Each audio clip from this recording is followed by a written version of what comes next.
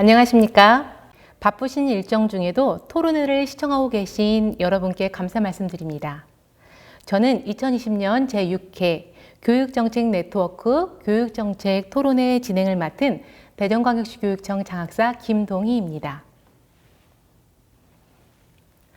교육부와 대전광역시 교육청 교육정책 네트워크가 공동 주최하고 한국교육개발원, 세종특별자치시 교육청, 충청북도교육청, 충청남도 교육청이 주관하는 이번 토론회는 비대면 학습 상황에서의 교육격차 해소 과제를 주제로 코로나19 이전과 이후의 교육격차 현상을 살펴보고 비대면 학습을 교육격차 해소 기회를 만들기 위한 방안을 논의하기 위해 마련하였습니다.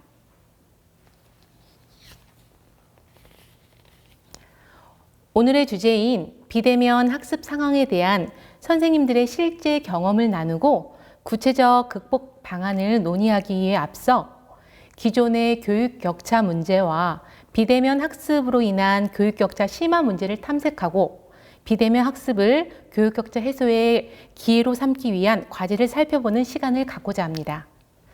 김희삼 광주과학기술원 교수님께서 멀리 광주에서부터 발표 영상을 보내주셨습니다. 함께 보시겠습니다. 네, 안녕하세요. 네, 저는 2020년 제6회 교육정책 토론회의 발제를 맡은 광주과학기술원 김희삼 교수입니다. 오늘 주제는 비대면 학습 상황에서의 교육격차 현상과 해결과제라는 주제인데요. 코로나19 사태로 인해서 전국적으로 이제 원격 수업이 보편화되어 있는데 그런 가운데 혹시 그동안 우리 사회가 안고 있었던 또 큰 문제 중에 하나인 교육격차가 더 심화되는 것이 아닌지에 대한 우려가 제기되고 있는 상황입니다. 그래서 오늘은 그 실태와 함께 이걸 해결하기 위해서는 어떤 정책 방안이 가능한지에 대해서 좀 모색해보는 그런 시간을 갖도록 하겠습니다. 오늘 제가 말씀드릴 내용은 크게 이제 4가지 부분으로 구성이 되는데요. 지금 현재 우리는 어디에 있는지, 그리고 또 이 코로나 사태 이전에 우리는 또 어디에 있었는지, 일종의 교육격차의 현황과 그 다음에 그간에 우리 사회가 경험해왔던 그 추이에 대한 말씀을 좀 드리고자 하고요. 그리고 또 원격 교육이 교육격차를 심화시킨다라고 하는 우려가 있는데 그것이 사실인지에 대해서 몇 가지 학술적인 증거와 함께 또 최근에 벌어지고 있는 현상들을 좀 진단해 보도록 하겠습니다. 그리고 이제 마지막으로는 이 원격 교육이라는 것이 교육격차를 심화시키는 어떤 그 계기뿐만 아니라 혹시 이런 문제들을 해결할 수 있는 기회가 될 수는 없는가에 대한 얘기들을 해보도록 하려고 합니다. 자, 먼저 우리는 어디에 있는가에 대한 말씀을 드릴 텐데요. 제가 이제 2020년 6월 6일에 이제 녹화된 그 EBS 공사 창립 20주년 교육대 기획의 그 녹화 현장에 있었습니다. 그래서 그때 그 전국 각지에서 많은 분들이 이제 교육계를 대표해서 출연을 하셨었는데요. 일종의 이제 코로나19 사태, 즉 팬데믹 쇼크가 이 강타한 이 교육 현장의 여러 가지 그 증언들을 뭐 초중고 선생님들, 그 다음에 초중고 학생들, 또 학부모님들의 이야기를 통해 가지고 생생하게 들어볼 수 있는 기회였습니다. 자, 그랬을 때 이제 제가 참 기억에 남았던 이제 2명의 이 발표가 있었는데요. 첫 번째는 이제 12시간 동안 집에 혼자 있는 7학년생이라고 이렇게 본인을 소개했었습니다. 일단 7학년생이라는 말은 초등학교 6학년을 마치고 중학교 입학했는데 아직 이제 입학하고 나서 학교를 제대로 못 가본 거죠. 그래서 중학생이 되었지만 중학생인 것 같지 않고 그냥 초등학교 7학년인 것 같다라고 느끼고 있었고, 그 다음에 이제 이 학생 같은 경우에는 그 엄마랑 이제 둘이 살고 있는 가정이었는데 엄마가 일하러 나가시고 나면 학교에 안 가니까 그 12시간 동안 집에 혼자 있다고 했습니다. 그래서 뭐 다른 때와 같이 또 친구들과 어울려서 지낼 수도 있는 것이 아니기 때문에 굉장히 이제 외롭기도 하고 그 다음에 혼자 공부하는 것도 어려움을 느끼고 있었고요. 그 다음에 또 그 장애인 학생을 이렇게 두고 있는 어떤 어머니의 또 절절한 이런 발표가 또 우리 심금을 울렸었는데요. 그 아이가 이제 뇌병변 1급하고 지적장애 1급을 동반한 중증의 어떤 중복장애를 가지고 있었고요. 그래서 온라인으로 원격 수업을 하는데 아이는 사실 집중하기가 굉장히 어려운 거죠. 그래서 이제 평소에는 이제 학교에 가면 그 선생님이 이렇게 아이를 1대1로 이렇게 눈도 맞춰주시면서 이제 스킨십 같은 게 되게 중요하지 않습니까? 이제 그랬는데 그 온라인 수업으로 정말 떨어진 채로 이게 수업을 그런 장애를 갖고 있는 학생들이 받는다라는 것이 그냥 그 보통의 학생들보다 이제 배로 힘든 것이죠. 그리고 이제 가정에서도 좀 해줄 수 있는 것이 제한적이고요. 그래서 어떻게 보면은 이 온라인 수업이 참 적응이 안 되어 있는 뭐 선생님들도 힘들었고 학생들도 힘들었지만 특별히 그간의 오프라인 수업을 통해서도 우리가 좀 어려움을 겪고 있었던 그런 장애를 갖고 있는 혹은 특수교육이 필요한 학생들에게는 더욱더 가혹한 그런 경험이었다라고 볼 수가 있겠습니다. 자, 그리고 이제 두 번째 파트로 그 전에 즉 코로나19 사태가 발발하기 전에 우리는 어디에 있었는지를 우리의 교육격차 실태를 중심으로 해서 좀 살펴보도록 하겠습니다. 먼저 교육격차의 주범 중에 하나라고 사람들이 사교육을 많이 꼽고 있는데요. 근데 이제 초중고학생 월평균 사교육비 같은 경우에는 최근에 상당히 좀 급증세를 보이고 있습니다. 그래서 사실 그 학생 수는 줄어드는데 사교육비 총액 자체는 지금 줄어들지 않고 오히려 좀 늘어나고 있고요. 그 다음에 학생 1인당 사교육비 같은 경우에도 사교육을 전혀 받지 않는 학생을 포함해서 또 평균을 내보면은 고등학생 같은 경우에는 36만 5천 원 뭐 이렇게 되는 거죠. 그래서 사교육 받는 학생들만 줄이게 되면은 그 평균 액수는 50만 원을 넘게 됩니다. 자, 그리고 또 이제 교육 격차와 관련해서 어떤 사교육비 투자는 계층 간에 상당한 차이를 보이고 있습니다. 그래서 이제 그 월 가구 소득이 200만 원 미만인 가구하고 그 다음에 700만 원 이상인 고소득 가구를 비교해 보게 되면 2019년에 최근 통계를 봤을 때 200만 원 미만 저소득 가구에서는 그 월 평균 한 10만 4천 원 정도를 지출하는 데 비해서 700만 원 이상 고소득 가구 같은 경우에는 51만 5천 원, 그러니까 40만 원 이상 차이가 나는 것이죠. 이렇게 그 가계의 경제력에 따라서 아이에게 제공할 수 있는 어떤 사교육비 같은 경우는 매우 큰 현격한 차이를 보이고 있습니다. 자, 이제 뿐만 아니라 이제 학교 수업에서도 사실 이해를 잘 못하고 잠자는 학생들이 꽤 많은데요. 우리가 잘 알고 있습니다. 교실 붕괴 현상이라고도 이야기를 해왔고, 그리고 수업 시간에 자는 아이들 참 깨우기가 어렵다라고 하는 것이 또 현장 선생님들의 또 말씀이기도 했고요. 자, 그래서 이제 우리가 기초학력 미달이라는 그런 현상을 중심으로 좀 살펴보게 되면, 일단은 엎드려서 자는 이유는 수업을 따라가기 힘들기 때문에, 그냥 눈 뜨고 있어도 알기 어렵기 때문에 자는 경우가 많을 텐데요.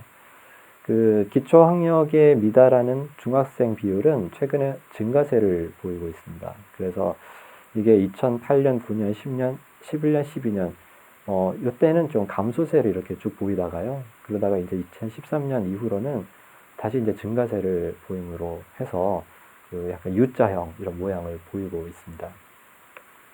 그리고 기초학력 미달에 해당하는 고등학생 비율도 마찬가지로 최근에 증가세를 나타내고 있어서 이것도 비슷하게 U자형 모양을 나타내고 있는데, 특히 이제 수학 같은 경우에는 우리가 수학 포기 학생, 뭐 수포자라고도 이야기하죠. 그 비율이 굉장히 높다는 것을 볼 수가 있어요. 그래서 왜 우리가 다시 이렇게 기초학력 미달 학생 비율이 2000년대 중반 이후에 높아지게 됐을까를 보면 여러 가지 이유가 있겠지만 좀 그 학교 책무성 정책이라고 할까요? 그래서 그 학력 향상 중점 학교에 대한 지원 같은 것들도 조금 줄어들고, 그리고 우리가 이 부분에 대해서 조금 소홀해진 것이 아닌가라는 생각을 할 수도 있겠습니다. 물론 이제 이게 국영수 중심의 어떤 그 학력의 어떤 타당성에 대한 문제 제기도 가능하겠죠. 자, 그리고 학교에서 이제 시험을 보게 되면 이제 성취평가제 하에서 A, B, C, D, E 이렇게 5개의 등급으로 매기게 되는데, 이 학점은 그 중에서도 성취율이 60% 미만이기 때문에 사실상 이제 우리가 예전에 낙제점이라고 이렇게 생각했던 그런 성취 수준이라고 볼 수가 있는데요. 우리가 직업 계열을 제외한 비직업 계열 고등학생들, 뭐 일반고, 뭐 특목고, 뭐 이렇게 뭐 자사고 다 포함되어 있는 겁니다. 그 학생들의 이학점 비율을 보게 되면 근데 수학이랑 영어 같은 경우에는 A, B, C, D, E 중에서 이학점 비율이 월등하게 높습니다. 그러니까 어떻게 보면은 저 낙제에 해당하는 학생들의 비율이 우리나라 이제 고등학교 1학년 중에서 가장 높게 나타난다는 것이고요.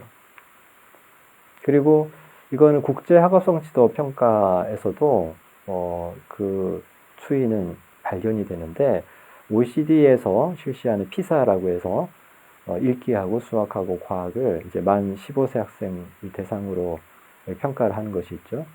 이제 거기서 우리가 이제 이 수준은 보통 기초학력이라고 볼 수 있습니다. 그래서 이거는 뭐 삶의 생산자에 효과적으로 참여하기 위해서 필요한 최소한의 지식 수준이라고 이야기를 하고 있고요. 그래서 이 수준 정도를 갖추는 것이 굉장히 중요한 것이 만약에 1기에서 이 수준을 보인 학생하고 또 이 수준보다 더 낮은 학력, 말하자면 1수준과 1수준 미만, 1수준 이하 학생을 비교해 보면은 그 15세에서 이제 이 결과를 보이고 난 다음 6년 후에 대학 진학률을 이렇게 비교해 보면 이 수준 학생이 1수준 이하 학생보다 대학 진학률이 2배 높았다는 것이죠. 그리고 이제 5수준 학생은 더 높은 학력을 15세 때 보여준 학생인데 이 학생들은 1수준 이하 학생보다 대학 진학률이 20배나 됐다는 것입니다. 그래서 이런 걸 보면 우리가 만 15세 때 보여주게 되는 어떤 이 수준 미만의 학력이라는 것은 나중에 성인이 됐을 때도 상당히 좀 어렵게 살아갈, 그래서 그 사회경제 지위의 어떤 를 가늠할 수 있는 그런 어떤 예측 척도가 될 수도 있는데요. 근데 이제 지금 보면 읽기 수학 과학에서 1수준과 1수준 미만에 속하는 학생들의 비율이 최근에 증가하고 있다라는 그런 것을 보여주고 있습니다. 자, 그리고 다른 나라하고 좀 견주어보면 어떨까라고 해서 제가 그 OECD 평균하고 이제 한국을 비교를 해보게 되면 일단 기초 수준에 미달하는 학생의 비율은 2000년에 이제 한국은 6%였는데 2015년에는 14.5%로 증가했고요. 그리고 OECD 평균은 그 사이에 거의 변하지 않았습니다. 그래서 물론 이제 한국이 기초 수준 미달에 해당하는 비율이 OECD 평균보다 아직 낮기는 하지만 그러나 최근에 그 증가세는 매우 가파르다라는 것을 볼 수가 있고요. 뿐만 아니라 그 학업성 지도의 가정 배경이 미치는 영향력에 대해서 분석한 결과를 보더라도 한국은 그 영향력의 정도가 2000년에 뭐 22였다고 하면 2015년에는 42.8로 거의 2배 증가한 것을 볼 수가 있습니다. 그래서 이거는 OECD 이제 평균을 훨씬 넘어선 숫자까지 증가한 것인데요. 이런 걸 봤을 때 그 가정 배경의 영향력이 커졌다는 것은 그만큼 계층 간의 교육 격차가 심화됐다는 것을 의미할 수가 있죠. 그래서 이 시기에 OECD 평균뿐만 아니라 우리가 영국, 핀란드, 미국, 일본, 홍콩 다른 나라들을 좀 비교해 봤을 때도 우리나라만큼 이 같은 시기에 교육 격차가 심화된 나라는 매우 예외적이다라는 것을 볼 수가 있습니다. 자, 그래서 결국 우리는 최근 몇 년 동안 학습 부진 학생들을 사실 제대로 챙기지 못했다고 볼 수가 있겠는데요. 그거는 마치 찰리 채플린이 나왔던 영화 모던 타임즈에서 이게 컨베이어 벨트에서 그 제대로 조립되지 않은 부품이 다음 공정으로 넘어가듯이 어떻게 보면은 그 학년에서 꼭 알아야 되는 아주 기본적인 것을 익히지 못한 채 다음 학년으로 그냥 밀려 올려지는 혹은 다음 학교국으로 그냥 넘어가는 학생들이 꽤 많다라는 것을 이야기하는 것이죠. 자, 그리고 이제 세 번째 질문으로 좀 가도록 하겠습니다. 원격 교육은 교육 격차를 심화시키는가? 지금까지 이제 우리가 그간의 교육 격차 현상이 좀 심화되는 것을 봤는데요. 만약에 2020년에 이 코로나19 사태가 교육 격차를 더욱 심화시킨다라고 하면 우리는 더 크게 우려를 할 수밖에 없게 되는 것이죠. 그래서 이제 오늘 이 토론회가 더 시의성과 중요성을 갖는다고 볼 수도 있겠고요. 자, 먼저 학교에서 보내는 시간이 줄면 격차가 커진다라고 하는 것은 일본의 경험을 통해서도 우리가 알려져 있습니다. 그래서 일본에서 보면 2002년에 유도리 교육이라고 해가지고요. 학생들에게 좀 여유를 주자라고 해서 토요일 수업을 없애면서 이제 수업 일수가 좀 감소했죠. 교육과정도 좀 줄었고요.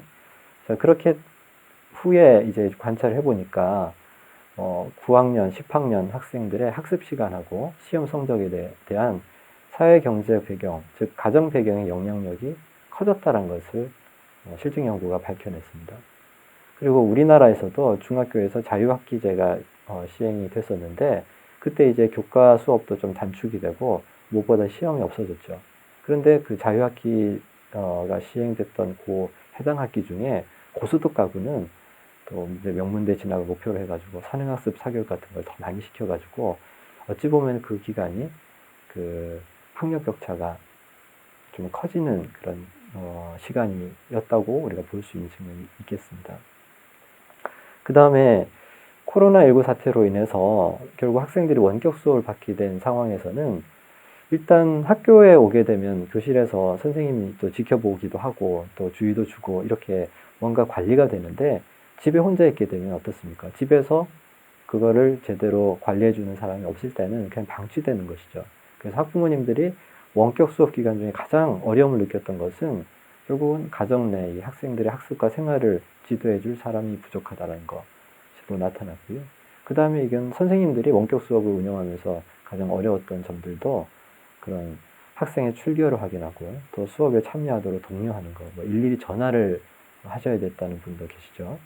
그래서 이런 원격 수업 상황이라는 것은 결국 이제 개인하고 가정의 재량에 따라서 쓸 수 있는 시간이 늘어날 것이고, 그래서 자기주도 학습 습관이 잘 돼 있거나 부모가 관리를 잘해주는 학생 같은 경우에는 또 상당히 또 학습을 어떻게 보면 이제 시간을 아껴가면서 잘 할 수 있었겠지만 그렇지 않은 경우에는 제대로 공부를 하지 못하고 방치되는 그런 상황이 됐을 수 있다는 겁니다. 그 다음에 두 번째는 원격 교육 인프라에 대한 것인데요. 사실 모든 집에 이 무선 인터넷망이 다 깔려 있는 것은 아닙니다. 그래서 와이파이가 집에서 잡히지 않는 학생들 같은 경우에는 실제로 데이터 요금에 대한 부담 같은 걸 가질 수밖에 없는 것이죠. 그리고 또 집에 학생들이 여럿 있게 되면은 뭐 스마트폰까지 이렇게 다 동원을 하더라도 스마트 기기가 또 부족할 수도 있고요. 그리고 이제 우리 학교 현장에도 이런 스마트 교육 혹은 원격 교육에 대한 인프라의 차이가 있습니다. 특히 이제 한국은 에듀테크라고 해서 그런 정보통신 기술이 어떤 교육에 이렇게 접목된 그 에듀테크를 아직 학교 현장에 도입한 그런 사례들은 좀 드물기 때문에 지금 원격 교육 상황에서 좀 발빠르게 이제 그런 시스템을 갖춰가지고 실시간으로 쌍방향 수업을 하는 학교도 있었지만 그렇지 못하고 그냥 공공 온라인 플랫폼 이렇게 그 EBS라든지 아니면 이제 그 캐리스 같은 데서 올리는 그 영상에 의존해 가지고 수업을 끌어갔던 그런 학교들이 있으니까 학교 간의 차이가 꽤 있는 것이죠. 그리고 어려운 상황에서는 또 어려우니까 더 어려워집니다. 아까 이제 제가 장애인 학생을 둔 학부모님의 어떤 그 발언을 잠깐 소개를 했었는데요.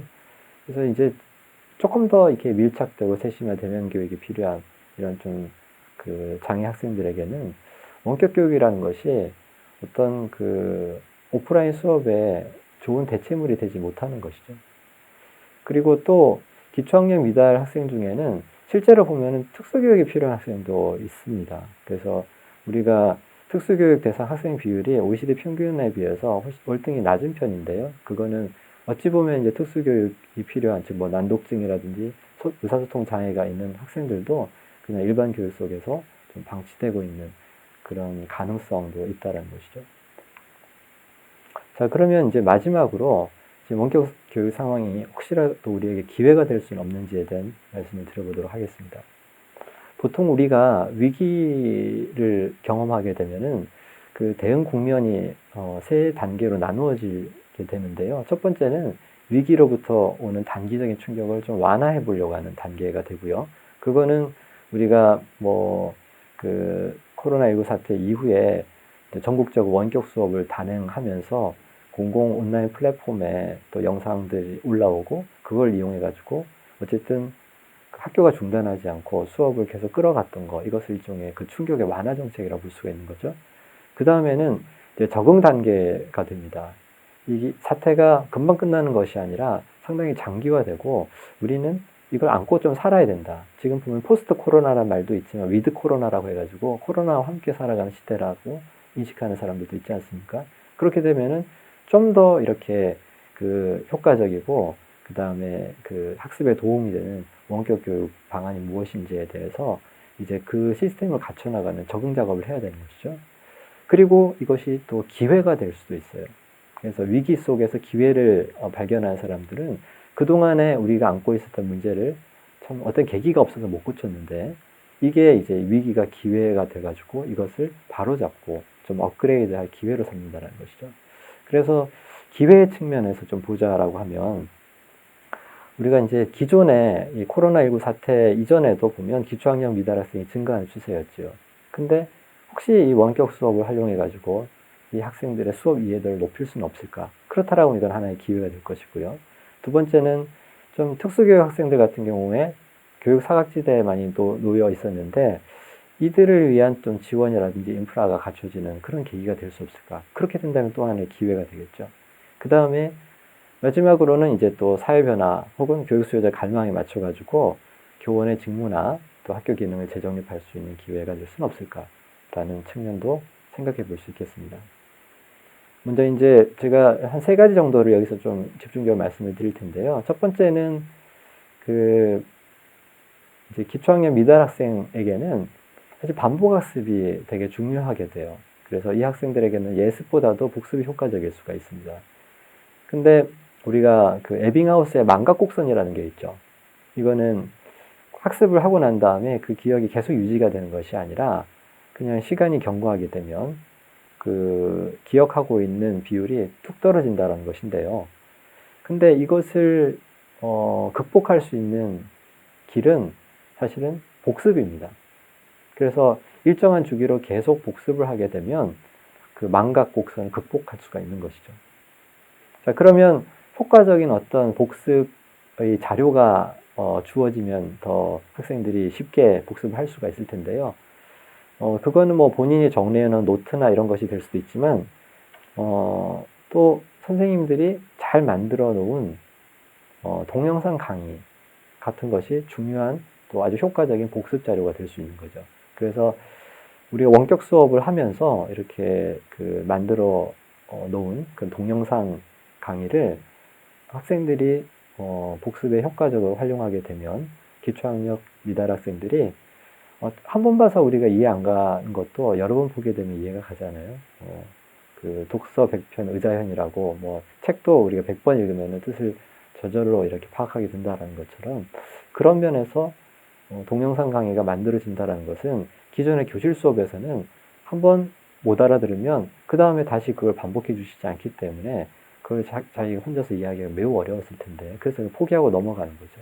근데 만약에 재차 반복해서 볼 수 있는 좋은 영상 강의가 있다라고 하면 이 학생들에게는 좋은 기회가 되는 거죠. 그리고 이게 그냥 뭐 일반 인터넷 강의가 아니라 그 수업을 가르치고 있는 선생님께서 직접 만드신 강의라고 하면 더더구나 그 학교 시험을 준비할 때도 도움이 되겠죠. 그래서 그런 것들을 잘 활용하려고 하면 일단 무엇보다도 학습 동기가 뒷받침이 돼야 되죠. 그래서 내가 반복해서 공부하겠다라고 하면 물론 이제 처음 봤던 것이 이해가 안 갔을 때 반복해서 보면 그거였구나 이해가 갔을 때 이제 재미가 있어가지고 이제 그 학습 동기가 좀 올라갈 수도 있을 거예요. 그런 이제 선순환이 일어나기 위해서는 일단 중요한 것은 처음에 그 복습으로 초대할 수 있는 그 학습 동기가 매우 중요하다는 것이죠.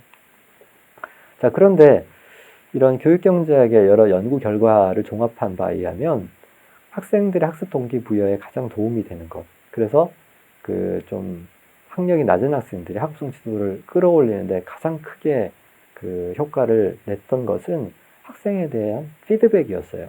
그래서 선생님이 학생에게 뭐 첨삭을 해준다거나 혹은 구두로 피드백을 주는 거죠.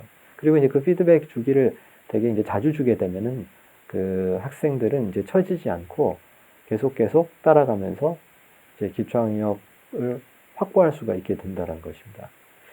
자, 그러면 이 원격 수업이라는 상황이 선생님들에게는 교원의 직무가 무엇인가를 느끼게 해주는 계기가 저는 됐을 거라는 생각이 드는데요. 아마 그간에 이제 그 교실 수업에서 진도 빼는데 굉장히 치중했던 경우라고 한다면 원격 수업을 통해서는 실제로 이제 온라인 학습 자료들이 많이 학생들에 제공이 되고 선생님들은 어떻게 보면은 그 어떤 내용의 전달 이상으로 중요한 것이 학생들에게 동기부여, 그다음에 학급 경영, 또 상호작용과 소통 이런 문제였을 거라는 생각이 듭니다.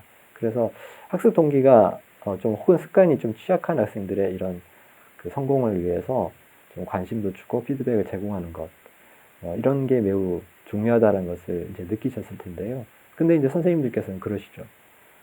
너무 바쁘다. 그래서 아이들 한 명 한 명, 특히 이제 손이 많이 가고 시간이 많이 필요한 그런 기초학년 미달 학생들, 학습 부진 학생들을 이렇게 돌봐주기에는 너무 힘들다라는 말씀도 하실 거예요. 그래서 혹시 기술의 도움을 받을 수는 없을까? 기술이 전부를 대체할 수는 없겠지만 상당한 도움이 될 가능성이 있다는 것이죠. 그래서 이제 인도 델리에서 교육 실험을 한 것이 있었는데요. 그 컴퓨터 기반으로 해가지고 학생들에게 어떤 맞춤형 그 학습을 하게 해주는 그런 기회를 제공했었어요. 그래서 이제 일단은 지원자들을 모으고 지원자들을 중에서 절반을 추첨해가지고 한 4개월 반 정도 그 수업 후에 이런 인공지능을 이용한 학생 맞춤형 적응 학습을 할 수 있는 기회를 준 것이죠. 그리고 이제 그 조교가 이렇게 모둠을 만들어 가지고 한 12명에서 15명 정도 약간 학습을 도와주고 이렇게 질문도 좀 받아주는. 그런데 기본적으로는 학생들이 그 주 6일 동안 하루 또 45분 동안은 소프트웨어를 이용해 가지고 자기주도 학습을 했다라는 거예요. 그랬을 때 그 수학하고 그 다음에 국어, 그러니까 힌디어 과목에서 비교 집단에 비해서 월등한 어떤 학업 성취도의 신장을 나타냈다라는 것이죠. 그 다음에 이게 대학 교육에도 적용이 됐는데요.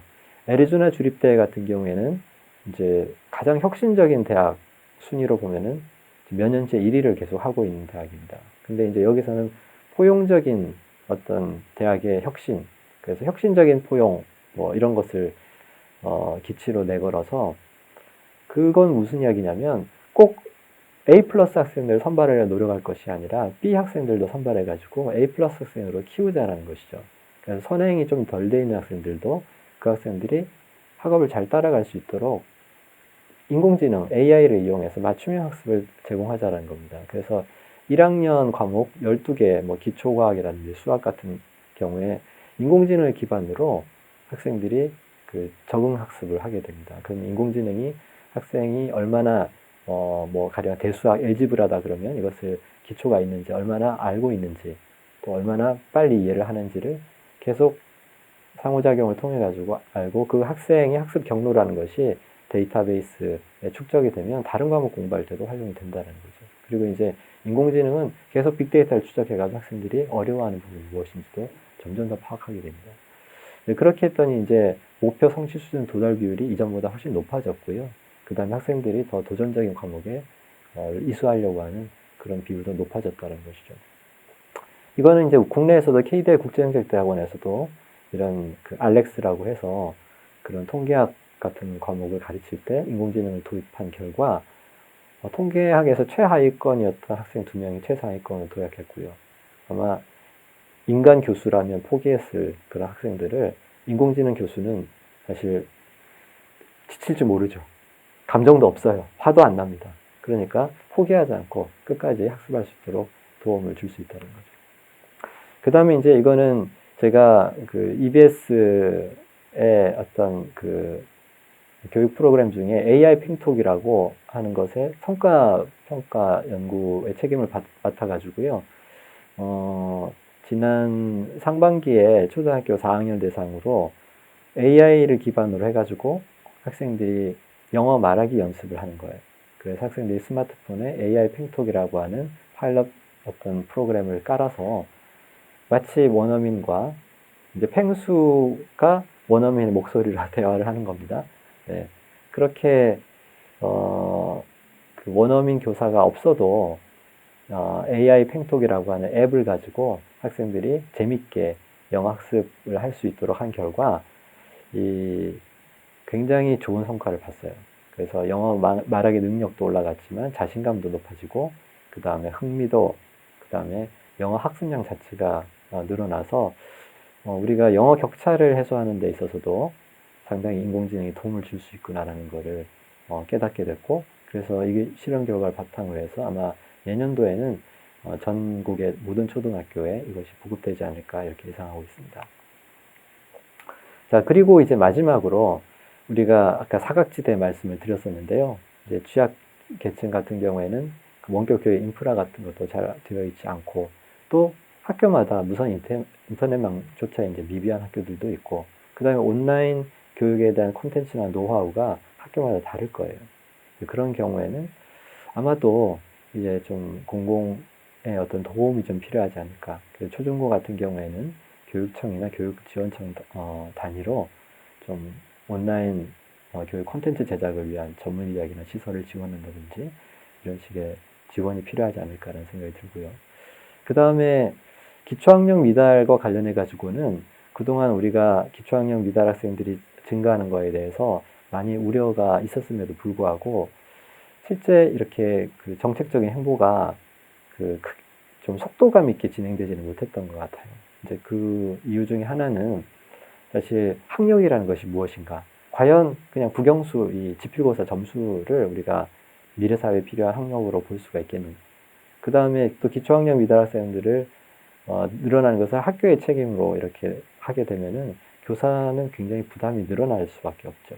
그 다음에 또 가령 뭐 일제고사 같은 것을 좀 부활시켜야 된다. 뭐 그렇게 되면은 또 사교육이 또 거기에 겨냥해서 늘어날 가능성도 있고 이런 논란과 우려가 있었는데 그런데 지금 원격 수업 상황에서는 기초학력 미달 학생들이 늘어날 뿐만 아니라 이제는 중위권 학생들이 하위권을 주저앉고 있다라고 하는 그런 그 결과들이 나오고 있습니다. 그래서 이거는 고3 그 학력평가 결과에서도 나타나고 있고요. 그리고 많은 현장 교사들이 이 코로나 유급이라는 말을 해야 될 정도로 이 원격 수업 동안에 제대로 이해를 못한 학생들이 너무 많은 것 같다. 그래서 내년에 이거 다시 가르쳐야 될까 고민스럽다라고 이야기를 하실 정도니까 아마 이제 기초학력 미달은 일부 학습 부진 학생의 문제가 아니라 우리 교육계의 광범한 문제로 좀 보편적인 문제로 더 많은 사람들이 공감하고 그 중요성 혹은 시급성에 대한 인식을 함께 하게 됐을 거란 생각이 듭니다. 네, 이런 상황에서 우리가 좀 기초학력 미달 교육 격차 완화를 좀 우리 교육의 우선 과제로 사비할 수 있는 그런 바탕이 마련된 것 같고요. 그래서 좀 노력을 배가하는 계기가 됐으면 하는 게 제 생각입니다. 그 다음에 또 장애 학생들을 대상으로 해서는 장애 유형이나 정도를 고려해서 좀 그 약간 방역에 부담은 있겠지만 오프라인 등교라든지 혹은 방문 교육을 좀 지원하는 방안도 필요할 것이고요. 예전에는 우리가 급한 불부터 끄자라고 해가지고 이렇게 가장 어려운 학생들에게까지 세심한 배려 같은 것들은 좀 부족했다고 볼 수가 있겠는데 이제 적응 단계 혹은 이걸 기회로 바꾸는 단계에서는 우리 사회에서 가장 어려운 그런 학생들 대상으로 한 배려가 좀 필요하지 않을까 하는 생각이 듭니다. 그런 맥락에서 특수교육 예산 같은 경우에도 지금 전체 교육 예산 대비 한 4% 정도에 계속 머물러 있는 상태거든요. 아까 말씀드렸듯이 우리나라의 이제 특수교육 학생 비율이 OECD 평균에 비해서 월등히 낮다라는 것은 그간에 우리가 특수교육을 필요한 학생들도 좀 제대로 지원을 못 해주고 있지 않았나라는 생각을 할 수 있게 되는 거죠. 그래서 이런 것에 대해서 개선하는 기회가 된다라고 하면 이 팬데믹, 이 코로나19 사태라는 것은 우리에게 뭐 큰 충격을 준 그런 사태 혹은 교육 격차를 더 벌려놓은 그런 안 좋았던 그런 계기뿐만이 아니라 우리가 안고 있었던 문제들을 더 분명하게 확인하고 그것을 개선하고 좀 더 혁신적이고 포용적인 교육을 모두가 누리도록 할 수 있는 그런 기회가 될 수 있지 않을까라는 생각을 합니다. 그래서 제 발제는 이것으로 마치겠는데요. 또 좋은 토론을 기대합니다. 네, 감사합니다. 네, 발표 감사합니다. 비대면 원격 수업 상황에서는 근간의 증가세를 보여온 기초학력 미달과 교육 격차가 더 심화될 수 있다는 우려를 지적해 주심과 동시에 동영상 강의의 장점 활용, 적절한 상호작용을 통한 학습 동기부여, 인공지능을 기반으로 한 맞춤형 적응학습 도입, 미비했던 특수교육 투자를 늘려 교육 사각지대를 해소하는 등 기초학력 보장과 교육 형평성을 위한 노력을 배가할 시 팬데믹 위기는 교육의 포용성을 강화하는 기회가 될 수 있다는 과제를 제시해 주셨습니다. 잠시 정리 후 본격적인 패널 토론을 시작하겠습니다.